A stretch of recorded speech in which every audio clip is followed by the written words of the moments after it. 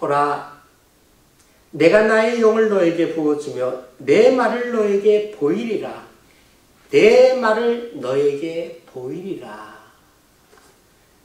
주님은 당신의 말씀을 우리에게 보여주시겠다라고 말씀하고 있습니다.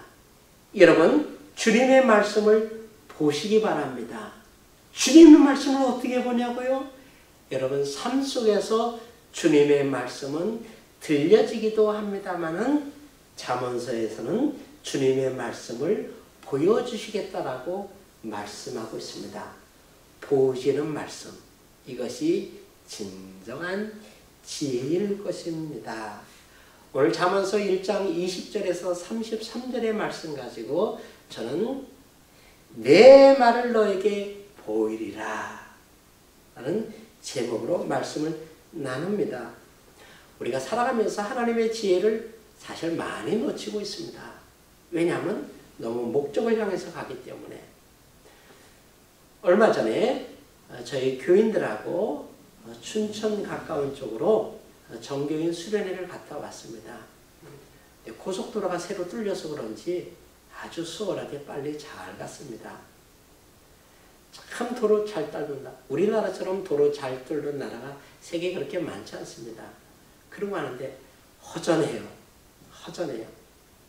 올 때는 다른 길로 왔습니다만은 목적지를 빨리 가는 건 좋은데 목적지를 가면서 흥취, 여흥, 맛, 멋 이런 것들을 다 잃어버리더라고요. 왜냐하면 볼 게 없으니까. 그저 그냥 막 고속으로 달리니까 옆에 것들이 눈에 들어오지도 않죠. 하이웨이로 달리니까 아기자기한 마을이나 구비구비 골목길이나 정치 있는 시골 풍경이나 아니면 강은 산하고 어떻게 만나고 이러한 크고 작은 오묘한 것들을 다 놓치고 말더라고요. 마치 그 현대인의 모습을 보여주는 것 같아요. 우리가 어떤 목적을 향해서 현대인들이 도시 사는 사람들이 얼마나 분주하게 옆도 돌아보지 않고 달려나갑니까? 그러다 보니까 자녀 크는 예쁜 모습, 거기서 느껴지는 기쁨도 많이 놓쳐지잖아요. 여러분 한번 생각해 보아야 될 것입니다. 그래서 하나님은 이런 아름다운 것들을 하나라도 놓치지 않도록 우리 삶에 아름답게 유용하게 쓸 수 있도록 보여주시겠다라고 말씀하고 있습니다. 말씀을 어떻게 봅니까? 말씀은 삶을 통해서 사건을 통해서 보이시는 정황들을 통해서 우리는 하나님의 말씀을 볼 수 있고 바로 지혜를 만나게 된다는 것입니다. 여기서 지혜는 하나님을 가르칩니다. 말을 보인다는 것은 지혜를 보여주시겠다는 말씀입니다. 여러분 하나님의 지혜를 보시기 바랍니다. 여러분 하나님의 지혜를 마음의 문을 열고 영의 눈으로 볼 수 있는 복된 종이 되도록 이런 기름이 우리 예배 가운데 부어졌으면 간절히 바랍니다. 우리가 너무 이기주의와 목적지향적인 폐쇄성이라는 중병에 걸려있지 않는가. 저 자신도 한번 돌아보면서 얼마나 제가 성격이 급한데요. 뭐 추진하면 그것만 눈에 보이니까. 그래야 그 옆에 있는 사람들이 안 보여질 때가 많아요. 안 보여지는 게 아니라 사실 놓쳐버리는 거죠. 귀를 닫아버리는 겁니다. 오직 목적입니다. 재미가 있겠습니까? 또 제가 A형이고 다혈질이다 보니까 좀 그런 부분으로 더 발달되어 있는 것 같아요. 저희 이런 부분들을 주님께서 저에게 알게 하시고 훈련시키게 하시고 조금 너그러질 수 있도록 주님께서 은혜를 베푸시고 그래서 제가 깨달은 것과 또 영적으로 우리 주님께서 말씀하시는 것 오늘 특별히 성경에서 보여지는 말씀으로 지혜가 어떻게 현장을 통해서 우리에게 나타나고 있는가 두 가지 사건 중심으로 지혜를 보이리라 말을 너에게 보이리라 말씀드리고자 합니다. 지혜는 하나님을 경외하는 데서부터 옵니다. 하나님을 경외하는 것이 지혜의 근본이고 뿌리고 원동력입니다. 하나님을 경외하는 데서부터 지혜의 첫걸음 첫 단추가 여며지는 것입니다. 하나님을 경외하게 될 때 먼저 해야 될 것과 그 다음에 할 것을 알게 합니다. 지혜는 한마디로 우선순위를 분별하는 능력입니다. 지식과 정보를 활용할 수 있는 힘과 컨트롤, 제어할 수 있는 능력이 바로 지혜입니다. 우선순위를 바로 한다는 것은 벌써 예지가 생겼다는 것을 반증하고 있습니다. 이것은 하나님께로부터 우리에게 주어지는 선물입니다. 열린 마음과 들을 수 있는 귀가 있는 데서부터 옵니다. 마음이 열려지지 않는데 보여지는데 그 보여지는 사건 속에서 메시지를 들을 수 있습니까? 사람들이 신음하고 있습니다. 신음하는 가운데서 여러분 하나님의 음성을 듣습니까? 하나님의 지혜를 여러분이 보고 있습니까? 그래서 우리는 마음이 열려져야 돼요. 오늘 특별히 두 가지 사건 중심으로 말씀을 드립니다. 한 가지는 구약에서 보여준 그림이고 또 하나는 신약에서 보여준 그림인데 구약의 그림은 사무엘 상서 30장에 나타나고 있습니다. 저는 10여 년 전에 이 말씀을 새롭게 발견하고 얼마나 좋았는지 몰라요. 부솔 시냇가에서 아멜렉이라는 도적질하고 죽이고 멸망시키고 호시탐탐 이스라엘 백성들의 가는 길을 막고 옆구리를 쳐가지고 모든 쌓아놓은 것들을 뺏어가려고 하는 어둠의 세력들, 이들이 또 다윗 공동체가 살고 있는 시그란 마을에 쳐들어왔습니다. 다윗이 사무엘 임금님의 어떤 그 미움을 받아가지고 오해와 시기 질투로 말미암아 외부에 망명생활을 하고 산속에 숨어 지내고 있을 때 발생했던 사건입니다. 시글락이라는 작은 성읍에서 살고 있는데 아멜렉 도적들이 와서 다 불태우고 처자 가족들을 몽땅 다 잡아갔습니다. 남자들만 한 600명 정도 살고 있는 그런 공동체 가운데 목이 메어서 울다 지칠 정도로 옵니다. 심지어 울다가 보니까 정신이 바짝 드니까 이게 다 다윗 때문이다. 잘 안 되면 지도자 때문이다. 돌리는 분들 있지 않습니까? 여러분 뭐가 잘 안 되면 남편 때문이다. 남편 잘못 만나서 그렇다. 그런 분 아니겠어요? 여러분 안 그렇습니까? 다윗을 돌로 쳐 죽이라고 할 때 다윗이 힘이 궁급하고 어찌할 바를 알지 못해서 얼굴을 하나님께 향합니다. 여러분 위기 상황 속에서는 여러분의 마음을 주께를 향해야 됩니다. 주께로부터 힘을 얻고 다윗이 용기를 냈다라고 말씀하고 있습니다. 사무엘상서 30장 6절, 7절, 8절의 말씀입니다. 7절 말씀은 하나님께 기도합니다. 하나님, 아밀렉 군들이 와서 다 가져갔습니다. 다 불탔거든요. 제가 쫓아가면 아내와 자식을 다 찾아올 수 있을까요? 그래. 감동을 받았습니다. 추격하면 내가 그들을 잡을 수 있습니까? 그래. 용기 있게 한번 달려나가봐. 용사처럼 달려봐. 그런 응답을 받고 가자라고 하니 400명 남정대들이 따라붙었습니다. 이 400명 따라붙었는데 또 하루길을 가다 보니까 지쳐가지고 부솔 시냇가에서 200명 정도가 물 마시고 더 이상 못 가겠다고 주저앉았습니다. 다윗은 나머지 200명 데리고 가다가 만난 사건입니다. 부솔 시냇가의 이야기입니다. 눈앞에 전개되는데 병들어서 죽어가는 사람이 보입니다. 보니까 며칠 밥을 못 먹었나 봐요. 병들어 죽기 전에 먼저 굶어 죽게 생겼습니다. 다윗은 아주 바쁩니다. 다윗은 오로지 아멜렉 군들을 뒤쫓아가서 아내와 자녀들을 되찾아오는 게 다윗의 1순위, 우선순위, 관심사, 시급하고 타협하고 더 이상 지체할 수 없는 다윗의 목적입니다. 다윗은 그러나 목적 지향적이지 않았습니다. 우선순위를 금방 수정합니다. 그걸 지혜라고 합니다, 여러분. 왜냐하면 그 앞에서 사람이 죽어가고 있기 때문에. 다윗은 말에서 내려서 먹을 걸 주고 싸매어주고 옷을 입혀주고. 어디 사람입니까? 예, 저는 이집트 출신이지만 아멜렉 사람의 종으로 팔려서 차이던 타이던 아멜렉 전쟁 가운데 제가 들어왔다. 시글락이라는 마을을 불태워버렸고, 제가 병들자 주인이 이제 쓸모없는 물건이구나 해가지고 저를 버렸습니다.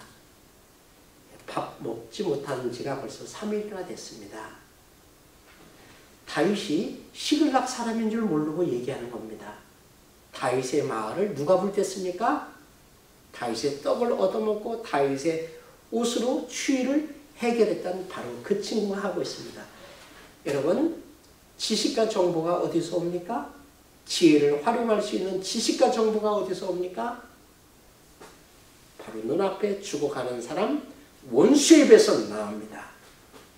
다시 물어봅니다. 그래요? 그럼 당신 버리고 3일 갔군요. 그들이 어디로 간답니까? 예, 그들은 어디 쪽에 베이스 캠프를 지고 있고 그들의 병력과 군대 수는 이러저러하고 그들의 싸움 무기는 이러이런 친구들이 있고. 왜냐하면 거기 군대 출신이니까 다 알잖아요. 다 술술 얘기합니다. 여러분, 아멜렉 추적해가지고 싸워 이겨서 모든 빼앗겼던 것들을 되찾아올 수 있는 힘, 그 정보, 지혜가 바로 죽어가는 자의 입에서 나오는 것입니다. 원수의 입에서 우리를 승리케 하고 살릴 수 있는 정보가 나오는 것입니다. 그러므로 지혜는 보여지는 사건입니다. 죽어가는 영혼을 통해서 주님께서 지혜가 소리를 높여 우리에게 말씀하고 있고 지혜가 보여지고 있습니다. 다윗은 우선순위를 바꿨습니다. 자기 자녀를 구원해야 되는 그런 급박한 순위로부터 그는 자기의 우선순위를 수정합니다. 눈에 보이는 영혼 구원하기로 바꿉니다.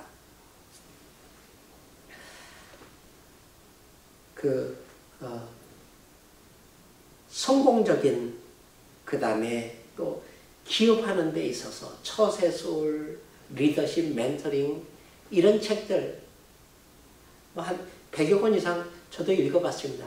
공통된 제목이 하나 있습니다. 성공하는 리더십의 유형 중에 하나는 배려와 돌봄과 이웃에 대한 관심입니다. 존경받는 사업인들이 되기를 원합니까?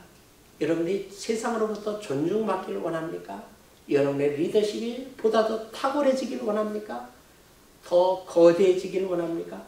경영의 기름 부음으로 더 아름다워지기를 원합니까? 그렇다면 목적 지향적인 1순위를 수정하시기 바랍니다. 먼저 주변에 있는 따뜻한 마음, 배려와 관심, 돌봄입니다. 이런 회사가 건강합니다. 이런 기업체들, 이런 작은 상점들이 축복받는 것입니다. 다윗은 그래서 그를 통해서 모든 정보를 알게 되었고 결국은 모든 것을 되찾아오게 됐습니다. 여러분, 생명은 이기적이어서는 아니 됩니다. 자기 처자의 아내가 귀하지만은 다른 사람의 생명보다 우선할 수는 없습니다. 이기적이 되지 마십시오. 이런 자는 결코 지혜자가 될 수 없기 때문입니다. 우리는 공부 잘하면 출세할 수 있습니다. 돈도 많이 벌 수 있습니다. 그러나 존중받고 하나님의 칭찬을 받을 수는 없습니다. 지식인과 지혜자는 이렇게 해서 구분이 됩니다. 성공적인 리더는 지식인이 아니라 여러분 지혜자입니다. 그러므로 개인 이기주의를 뛰어넘어 객관적 우선순위를 바르게 하는 지혜자의 삶으로 여러분 삶이 아름다워지게 되기를 간절히 빕니다. 다윗은 죽어가는 자를 돌아봤습니다. 그는 목적이 중요했습니다. 시급했습니다. 분명했습니다. 그러나 그는 눈앞에 죽어가는 자를 돌봤습니다. 자기 우선순위를 내려놨습니다. 원수까지도 돌볼 수 있는 마음속에 듣는 마음이 있었고 바로 그것이 하나님을 경외하는 마음이고 그것이 다윗의 지혜입니다. 하나님 그렇게 지혜를 보여주십니다. 원수에 비해서 지식과 정보를 통해서 다윗이 전쟁에서 모든 것을 되찾아올 수 있도록 하나님은 다윗에게 하나님을 경외하는가, 이웃을 내 몸처럼 사랑하는가, 굶어 죽고 병들어 가는 자에 대한 관심이 있는가. 그가 비록 미운 짓을 했지만 원수지만 그래도 그 생명만은 존중이 여겨주는가. 주님은 여러분의 행동을 보고 계십니다. 여호와를 경외하는 것이 지혜의 첫걸음이고 근본이요 뿌리입니다. 우리가 빨리 달린다고 해서 선착하는 것도 아닙니다. 소년이라고 피곤하지 않고 장정이라도 넘어지지 않고 쓰러지지 않는 것이 아닙니다. 주님을 바라보는 자가 세심을 얻고 독수리의 날개를 얻게 되고 걸어가도 달려가도 피곤치 않냐고 곤비치 않는 은혜를 잊게 되는 것입니다. 또 하나 두 번째 그림입니다. 이 그림은 신약성경 누가복음 10장에 기록되어 있습니다. 예수님께서 예화로 설명해 주셨는데요. 예루살렘으로 여리고로 가다가 어떤 사람이 돈 다 뺏기고 죽도록 얻어맞아 길바닥에 신음하여 피를 흘리며 죽어가고 있습니다. 거기에 세 부류의 사람들이 등장합니다. 먼저는 제사장입니다. 제사장은 오늘날 직업 종교인 저 같은 목사입니다. 제사장에서 아주 중요한 것은 성결을 지키는 것입니다. 왜냐하면 성결을 위해서 살아가는 사람이기 때문에 하나님의 거룩함을 나타내 보이는 사람이기 때문에 먼저 자기 자신이 죄에 물들지 않는 게 중요합니다. 그러니까 자기 몸을 지켜서 세속과 부정타지 않는 겁니다. 시체 만지면 안 되죠. 병들어 죽어가는 사람하고 껴안고 그들을 어떻게 한다면 더러운 죄. 그들이 죄에 져가지고 지금 강도 만났는지 어떻게 합니까? 뭔가 문제가 있으니까 죽어가는 거 아닙니까? 그런 사람을 만나가지고 죄가 전염되고 오고 더러움이 묻어올 수가 있거든요. 그러니까 깨끗함을 유지하기 위해서 법에 충실하기 위해서 자기 순결 지키기 위해서 종교 율법을 잘 지키기 위해서 자기 신분에 걸맞게 행동하고 있습니다. 저희 같은 목회자들이 얼마나 못됐는지 아십니까? 법의 원칙은 철저히 지킵니다. 이 냉정한 자체로 그러게 왜 하필 오후 예배까지 드리고 가지 왜 오전 예배만 드리고 가다가 강도 만났어? 이런 생각 가지고 정죄했을 것이 뻔한지도 모르겠습니다. 그는 법의 원칙을 철저하게 지켰습니다. 그에게 있어서 우선순위는 법입니다. 법의 원칙을 지킨다. 옳은 말씀입니다. 그러나 정말 가장 무서운 말이기도 합니다. 법, 원칙 이런 걸 강조하는 사람이 얼마나 살벌하고 무서운지 아십니까?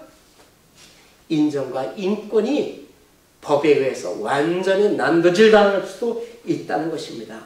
특히 공직자들은 저 같은 직업적 제사장들은 이러한 가면에 씌워져 가지고 옆을 보지 못합니다. 오직 주님만 바라봅니다. 근데 주님은 보통 그렇게 안 계시고 강도 만나 죽어가는 사람들 가운데서 주님이 보여주시고 주님이 말씀하시더라고요. 주님은 저 위에서 기도할 때만 들려주시는 것이 아니라 주님이 부솔 시냇가에서 쉬어가다가 다시 힘을 얻었을 때 병들어서 죽게 된 원수를 통해서 주님이 말씀하시더라고요. 두 번째 나타나는 사람들이 레위 사람들입니다. 오늘날로 장로, 집사, 권사, 교회 열심히 다니는 사람들입니다. 이들도 신앙생활, 종교적으로 성경 공부를 많이 해서 그렇게 신앙적으로 행동합니다. 그들의 목적지는 자기 가는 길입니다. 나는 일로 가야 되거든요. 그게 중요합니다. 지금 성가 연습하러 가야 되잖아요. 그죠? 이제 집에 가서 뭘 해야 되잖아요. 오직 가는 길이 목적지입니다. 저는 이것을 목적 지향적인 존재라고 봅니다. 레위인들, 오늘의 집사, 권사님들은, 장로님들은 목적 지향적으로 살아가는 분들이 많지 않은가. 그러면서 생각합니다. 정부 정책이 잘못됐지. 그러기에 좀 경찰관들 좀 많이 배치하고 가로등 좀 환하게 해놓지. 복지 예산이 투입돼야 되는데 오늘 같으면 거기서 조금 기도하는 사람들은 셀폰 꺼내가지고 전화했습니다. 119죠? A-4번지인데 어떤 사람이 피 흘리고 죽어가고 있습니다. 구급차 하나 보내시죠? 공무원들이 와서 사회복지 예산으로 해야 되는 줄 알고 그 일을 위해서 국가가 존재해야 된다고 복지하면서 목소리를 높입니다. 이게 목적 지향적인 사람입니다. 주님은 이런 자들을 사랑하지도 않고 이런 자들을 복주시지 않는다는 걸 여러분 아셔야 됩니다. 마지막 세 번째로 등장하는 사람이 선한 사마리아 사람입니다. 이들은 생명을 사랑하는 사람이었습니다. 자기도 바쁘게 차를 몰고 올라가고 있을 것입니다. 이분의 얘기를 들어보십시오. 차에서 내렸습니다. 휘동을 껐습니다. 갖고 있는 걸로 그 사람의 목을 죽이고 포도주로 그분의 눈을 뜨게 했습니다. 입혀주고 응급처치를 하고 그 다음에 자기 차에 싣고 자기가 가고자 하는 목적지가 아니라 가까운 응급실로 그를 모시고 합니다. 그러면서 어느 정도 1차 응급처치가 완료되고 비용을 지불하고 또 얘기합니다. 제가 아주 급한 일이 있어서 여차여차해서 갔다 올 것입니다. 제가 2, 3일 후에 올 텐데 치료비 더 나은 거 있으면 제 앞으로 청구하시죠. 주민등록번호 다 적어놓고 안심할 수 있도록 보증을 쓰고 갑니다. 이게 선한 사마리아 사람입니다. 생명을 사랑하는 자입니다. 선한 사마리아는 지금 하나님의 말씀을 보고 있습니다. 하나님의 음성을 듣고 있습니다. 그가 열심히 교회를 다녔는지 안 다녔는지 저희들은 모릅니다. 예수님 말씀합니다. 선한 사마리아처럼 죽어가는 사람, 아픔 당하는 사람들의 친구가 여러분 되시지 않겠습니까? 여러분, 우리 주변에 많은 분들이 죽어가고 있습니다. 보여지는 사건으로서 지혜에 대해서 저는 여러분에게 말씀하고 있습니다.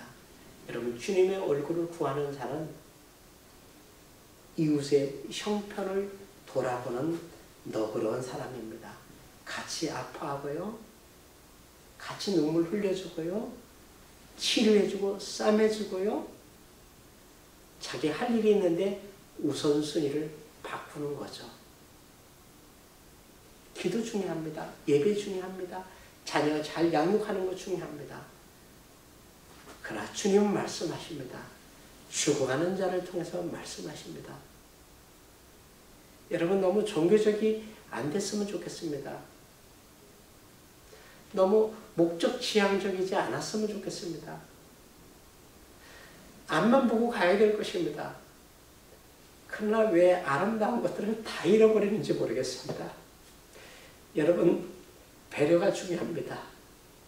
우리에게 있어서 돌아보는 게 중요해요. 가족 중심의 이기적인 성향과 목적 지향적인 성공적인 철학을 가진 자는 결코 주님의 친구가 될 수 없습니다.